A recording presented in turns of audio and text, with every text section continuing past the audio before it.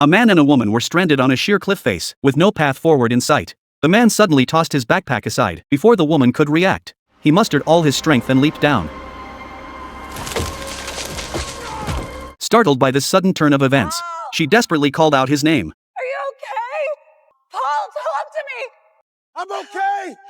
You have to jump! It turned out Paul had used a large tree to cushion his fall, landing safely and unharmed. Seeing this, she hesitated no longer. She leaped toward the tree trunk with all her might.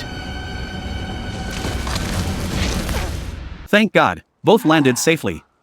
We did it! We made it! We made it!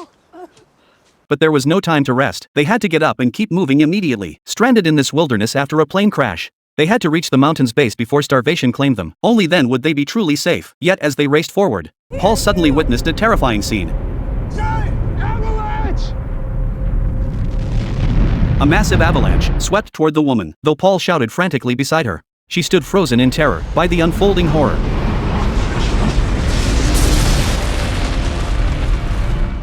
After the avalanche passed, Paul frantically dug through the snow at her location, guided only by memory. Thankfully, God spared her life. Paul helped her to her feet, and they continued inch by inch toward the base. They dared not pause for even a moment. Having gone 3 days without food, their most urgent task now was to descend the mountain and grasp at any sliver of hope. Thus, after traversing layer upon layer of perilous obstacles, they finally reached the mid-slope. Though utterly exhausted and starving, Paul noticed at that moment they could already see the town at the base of the mountain.